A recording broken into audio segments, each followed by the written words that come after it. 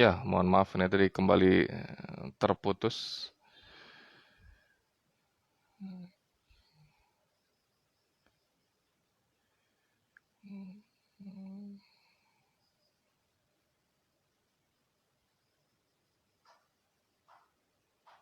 Ya, kita undang lagi Pak Ricinya. Mohon maaf ya tadi sempat terputus. Ya, punten Pak Rici, ini terputus lagi nih. Ya, oke. Sampai mana tadi ya? Kayaknya di sampai di tadi banking industry yang OJK Pak. Oh iya, di industri OJK mengeluarkan POJK itu kan yang di industri keuangan non bank, yang di perbankannya sendiri udah keluar lebih dulu gitu ya, karena biasanya lebih mature. Itu bukan bukan berarti akuntan nggak bisa gitu memberikan solusi dalam konteks analisis terhadap risiko, analisis terhadap kontrol begitu kan. Nah itu kan sebenarnya jadi lebih banyak sekali gitu ya yang bisa dihadirkan oleh seorang akuntan. Eh, Hmm, apa namanya tidak terbatas kepada saat mereka berkenaan dengan transaksi tertentu gitu. Jadi itu yang saya katakan sebagai skill set. Kalau kita kalau teman-teman perhatikan atau Kang Asep perhatikan, gitu, saya ngomong bicara masalah yang tadi ya skill set tadi itu sering banget saya bicara masalah analitik, ya bicara banget mengenai kognitif, bicara mengenai nih. apalagi kemampuan untuk memahami kondisi yang spektrum yang lebih luas. Nah itu kalau menyambung dari pertanyaan Kang Salomo ya, uh, jadi bukan lagi skill set yang hardnya saja, tapi juga yang soft. Jadi kemampuan dia untuk membedah isu-isu gitu ya, menghubungkan connecting the dots antara satu area dengan area yang lain gitu, itu sebetulnya juga skill set yang intangible yang perlu dihadirkan. Nah makanya kalau kita berkaca kepada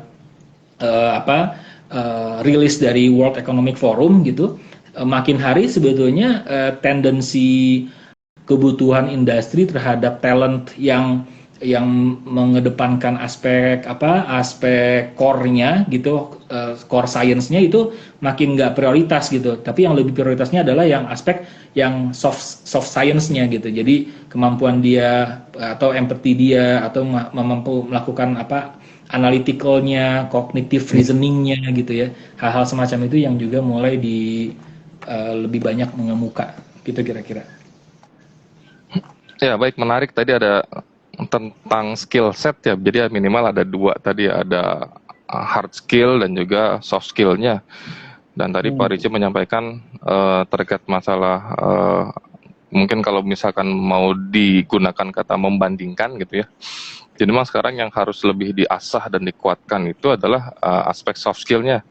Ketika memang kita tadi berinteraksi tidak hanya dengan apa namanya benda-benda mati seperti itu, tapi juga dengan manusia. Bagaimana kemudian kita berinteraksi, kemudian berkolaborasi, mungkin ini yang lebih penting, karena kan pasti ya kalau kita misalkan menyelesaikan problem-problem di lapangan gitu yang real atau di dunia industri itu kan pasti eh, tidak lantas kemudian hanya menggunakan satu disiplin ilmu aja ya Pak, tapi kita dituntut ya merupakan satu keniscayaan bahwa kita harus berkolaborasi dengan bidang-bidang ilmu yang lain, sehingga kemudian Ya, aspek soft skill tadi itu ya harus kita kuatkan. Bagaimana misalkan kita melakukan analisis tadi katakanlah dari evidence kemudian jadi data, dari data jadi informasi, dari informasi jadi apa namanya decision making gitu kan sekarang, karena akuntansi kan diarahkan ke sana. Bagaimana ya, kemudian decision making yang diambil itu bisa membantu perusahaan misalkan untuk bisa mencapai tingkat keuntungan yang maksimal seperti itu. Dan keuntungannya kan tidak hanya sebatas materi atau uang, tapi juga keuntungan sosial, kemudian keuntungan environmental dan lain sebagainya.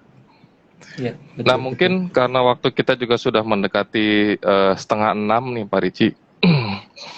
Nggak kerasa ya? Jadi nggak kerasa ya, Pak. Ya, Apa namanya, pertanyaan terakhir sebelum nanti ada closing statement, itu sebagai apa namanya, ya orang-orang yang sudah ada di dalamnya gitu, terkait masalah mahasiswa nih, Pak, ini bagaimana sebaiknya para mahasiswa nih menyikapi fakta hmm, dan realita dari dampak kan. Tadi kan terutama fokus pada kesiapan nih, Pak. Jadi jangan hmm, sampai kemudian tadi ya kita dengan sukarela memberikan data yang gratisan gitu.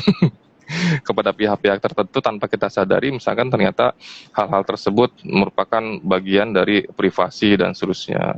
Walaupun kadang-kala emang agak sulitnya tuh kalau misalkan kita menggunakan aplikasi kan, kalau mau menginstal ada syarat-syarat tertentu, ketentuan tertentu yang memang harus kita penuhi. Atau kalau mau mengupdate juga kadang-kala muncul apa namanya syarat dan ketentuan yang memang harus kita penuhi. Itu kira-kira bagaimana nih Pak saran-saran agar memang kita ini lebih siap gitu dalam menghadapi gelombang digitalisasi ini.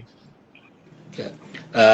Saya mungkin ini ya, kalau saya berkaca sama yang sekarang aja gitu ya. Dan sebetulnya kalau mahasiswa sendiri mereka kemampuan teknologi mereka sendiri nih, kalau yang saya lihat, mungkin saya salah ya karena saya lebih kepada apa yang saya pantau dulu gitu ya. Mereka itu sudah sangat lebih dari mumpuni untuk terpapar oleh teknologi. Jadi kenapa? Karena memang mereka digital native gitu. Mereka tuh digital native dari sejak bangun tidur tuh mereka udah native, udah biasa hubungannya, udah tahu cara ngoperasiin, tahu cara ngedownload, main scroll kiri kanan, swipe kiri kanan tuh udah makanan mereka sehari-hari. Saya ini baju IG Live aja saya baru sekarang belajar. Padahal itu kan karena tuntutan gitu kan. Selebihnya masih nggak pernah gitu. Jadi cuma tahu aja tap-tapan, tapi kalau nggak dipakai.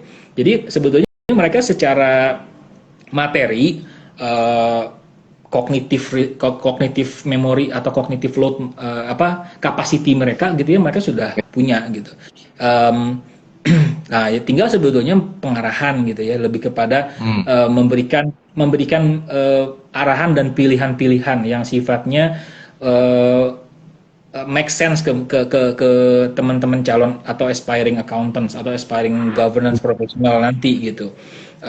Apa itu yang make sense ya? Tentunya adalah dengan keahlian yang dibutuhkan gitu ya, dengan prediksi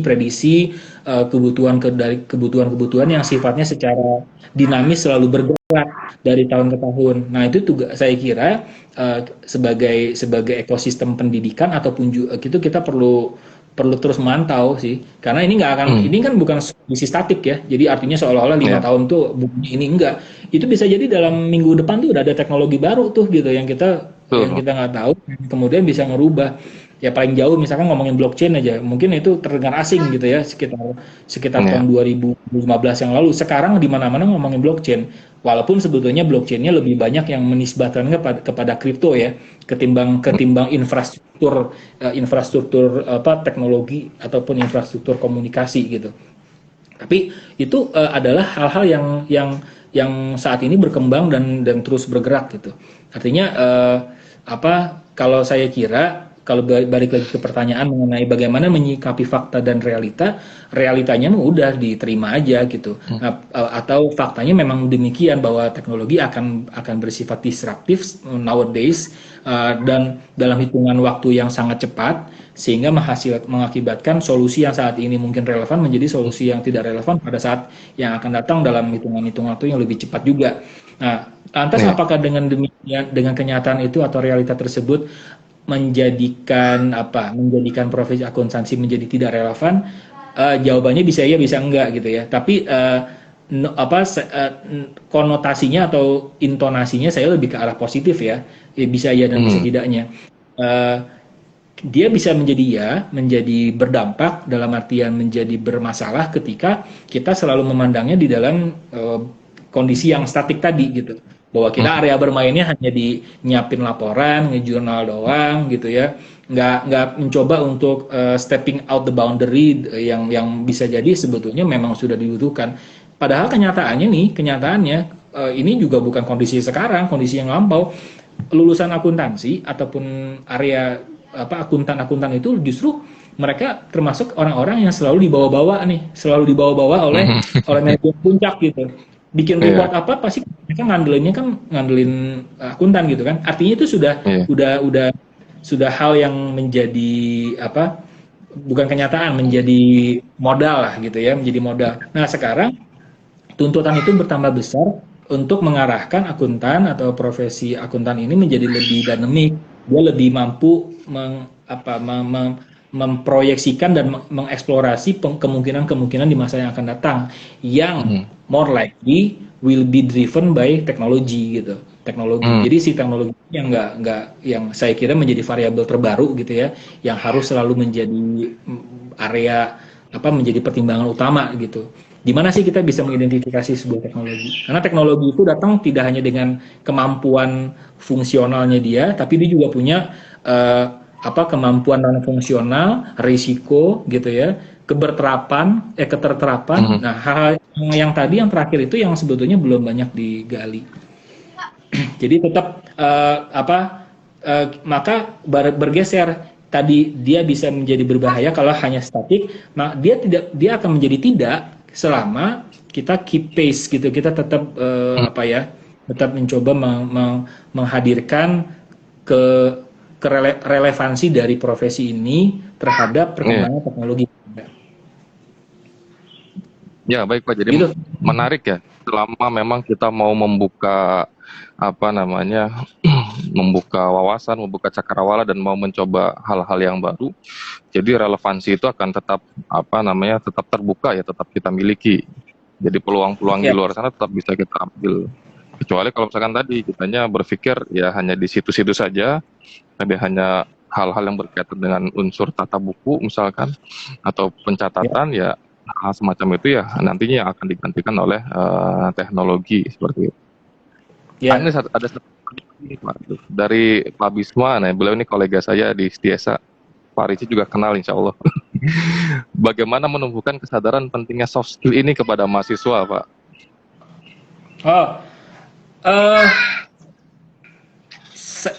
Saya kira salah satunya antara lain kompetisi ya.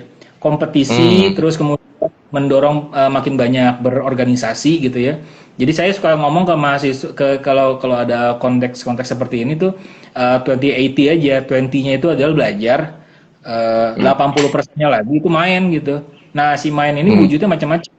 Antara lain berhubungan dengan organisasi, banyakin ikut kompetisi, dan bahkan sebetulnya sekarang semakin terbuka kesempatan untuk mengeksplorasi hal baru karena kurikulum perkuliahan itu kan sekarang punya konsep 1,5 semester kalau tidak salah itu merdeka belajar kan, artinya mahasiswa tersebut bisa mengeksplorasi dirinya, mengecap pendidikan tidak hanya di program studi dia, tapi juga dia bisa punya kombinasi atau peluang-peluang lain seperti misalkan magang atau bikin startup atau bikin terlibat riset dengan institusi lain ataupun dengan dosen dan yang lain sebagainya. Kalau tidak salah tuh seingat saya ada sekitar 7 atau 8 area lah di mana seorang mahasiswa itu diperkenankan selama 1,5 semester untuk memanfaatkan pengayaan dirinya gitu di luar program studi core kompetensi mereka. Artinya sebetulnya itu juga merupakan saya kira ya wujud yang cukup nyata ya untuk bisa diaktualisasikan untuk menunjang soft skill tersebut. Yang pasti kalau di kurikulum sendiri ya gitu memang bukannya artinya kita nggak boleh berubah, nggak perlu berubah, justru sangat perlu berubah gitu. Kalau di akuntansi 4 kita memang, saya nggak tahu ya, tapi ini kesan yang saya tangkap dari teman-teman alumni, memang akuntansi Unpad banyak berorientasi kepada aspek digital atau teknologi dari dulu tuh. Jadi mahasiswa tuh dulu disuruh bikin aplikasi harus ada. Nah saat dimana universitas yang lain, kalau tidak salah komponen kurikulum tersebut nggak terlalu banyak ya berkenaan dengan pengembangan sistem gitu. Nah sekarang dengan area aspek berkenaan dengan digitalisasi, kita juga memperkenalkan beberapa mata kuliah baru, antara lain adalah analitik data begitu ya, berlaku untuk seluruhnya. Lalu juga ada mata kuliah yang sifatnya kekhususan, yang sifatnya ke arah spesialisasi gitu ya, kayak berdasarkan rumpun lah. Nah itu ada mata kuliah yang juga bisa diambil. Itu kira-kira Kang Asep. Ya baik, terima kasih atas jawabannya Pak Ricci. Tadi Pak Bisma insya Allah masih menyimak ya, jadi sudah disampaikan oleh Pak Ricci bagaimana kemudian cara kita menumbuhkan minat untuk mendalami soft skill tadi dan secara ekosistem itu sudah difasilitasi melalui Merdeka Belajar tadi. Jadi diberikan keleluasaan bagi dosen maupun mahasiswa untuk bisa mengembangkan dirinya di luar bidang keilmuan yang memang menjadi core competence masing-masing. Baik, terima kasih Pak Ricci atas sharingnya dan juga sahabat smart sekalian yang mengikuti. Sebelum ditutup, mohon berkenan bisa menyampaikan closing statement Pak Ricci. Sekaligus Oke, pesan-pesan untuk kami. saya nggak ini jarang lupa bikin closing nih. Apa ya kira-kira ya? Ya, kepada rekan-rekan sahabat Smart, sekali lagi peluang Anda peluang peluang bagi Anda terbuka lebar di cakrawala yang baru ya, cakrawala yang baru yang wujudnya tidak hanya bergerak di seputar transaksi keuangan saja meskipun itu core, tapi mulailah mencoba melihat ke cakrawala yang lebih luas, yaitu aspek mengenai aspek tata kelola, aspek manajemen risiko dan kepatuhan. Di situ kita punya peran juga yang tidak kalah pentingnya, dan saya kira selain peran juga punya tanggung jawab ya untuk terlibat di dalam penguatan masyarakat ya dalam konteks tadi accountability, aspek mengenai kepatuhan dan yang lain sebagainya, dan itu sangat-sangat mungkin menjadi salah satu area kepakaran di lulusan akuntan. Jadi akuntan akan tetap relevan, tapi Anda yang akan menentukan relevansinya. Ya, baik, terima kasih, menarik. Tadi akuntan akan tetap relevan dan kita sendiri akan menentukan relevansinya di sisi yang mana, seperti itu. Jadi tadi memang kita harus Ya, membuka cakrawala. Kalau disederhanakan, diperluas ya cakrawala menjadi apa yang sering disingkat GRCC gitu ya, Governance, Risk, Control, and Compliance. Di area-area itu mudah-mudahan akan lebih terbuka dan memang lebih dibutuhkan ya peran kita sebagai akuntan. Sekali lagi terima kasih Pak Ricci atas kesediaannya sharing kepada kami di sini. Insya Allah di pertemuan-pertemuan berikutnya juga masih berkenan sharing ya Pak. Tadi Pak Ricci sempat mengucapkan istilah-istilah penting yang nanti akan coba kita kaji. Ada istilah big data, ada istilah blockchain. Nah, ini nanti insya Allah akan menjadi topik kita pada smart edisi berikutnya. Jadi mudah-mudahan nanti ya. Pak Ricci berkenan setidaknya sebulan sekali ya Pak, sebulan sekali mengisi atau 2 bulan sekali nanti sharing kepada kami di sini, sehingga mudah-mudahan akan memperluas horizon ya atau insight kami ya, memang memiliki peminatan di bidang akuntansi manajemen. Sekali lagi terima kasih Pak Ricci, mudah-mudahan senantiasa berkah ilmunya, berkah usianya, dan senantiasa dijaga kesehatannya oleh Allah Subhanahu wa taala. Amin. Amin. Baik, kita tutup dan akhiri dengan macam alhamdulillah. Mohon maaf atas segala kekurangan saya dalam acara Smart sore hari ini. Terima kasih sekali lagi. Wassalamualaikum warahmatullahi wabarakatuh. Nuhun Pak Ricci. Terima kasih teman-teman. Sampai ketemu lagi. Mohon induk ya. Ya, siap. Terima kasih Pak Ricci.